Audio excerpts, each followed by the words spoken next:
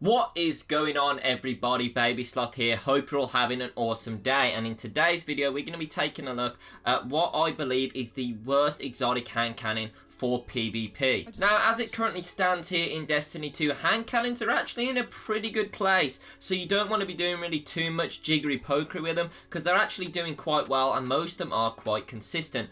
But the only problem with that is, I personally believe that Destiny's always been at its best when things have been powerful, when things have been worth using. At the moment, you've got the Not Forgotten and the Lunatal that are obviously the two best hand cannons in the game. Now, I know over on PC, Ace of Spades also hangs in there with the best of them, but I would like to see some of the other exotic options be brought up to a level where they're at least viable in the quick play and maybe the low level of competitive ranks. So, starting off, I'm going to be taking a look at what I believe to be the actual worst exotic hand cannon in all of Destiny 2. Not for PvE, however, this gun actually does relatively well in the PvE space, but in PvP it just seems to lack a little bit of that pizzazz. Now, you keen detectives have probably already worked out by the savvy title and the footage in the background that the gun I'm talking about is in fact the SUNSHOT.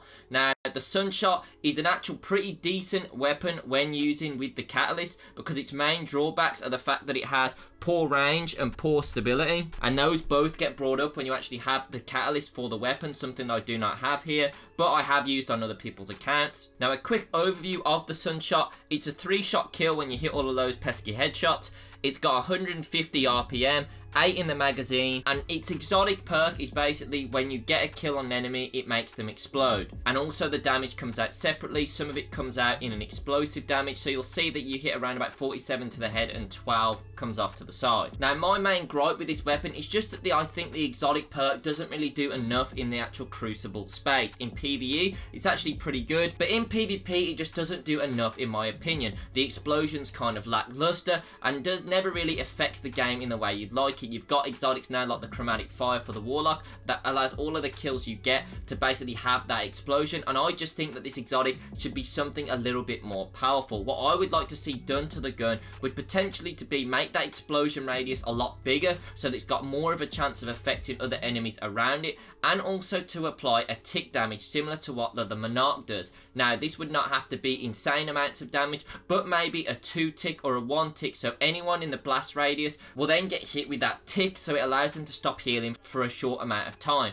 Now, this is going to increase the amount of time that this gun gets used and maybe potentially mix up the meta and just give you another reason to put on this hand cannon. That's really all I'm angling for here, because Destiny can quite often get stagnant with the same guns having to be used in the meta, but I believe this little boost wouldn't necessarily break the game, but it's going to give the gun another reason to be used and just make it that tiny bit more viable. Now, for those of you thinking that's OP, I personally don't think it would be, because you're just going to be making the explosion radius a bit bigger. You've still got to get the kill in the first place, and you've still got to have people in the area around the enemy that you've just killed, so it's not going to be happening in every single gunfight, but it's something that's going to stop teams grouping up so much together, similar to what the Monarch does. But the Monarch, if you think this is broken, is even worse, because you just have to hit an enemy with the Monarch rather than having to actually kill them with the SUNSHOT. So you still have to land the kill with the SUNSHOT. After the kill, there has to be someone in the radius, and if they are, yeah, they're going to get damaged and they're going to get burnt, but it's going to make this gun a lot better.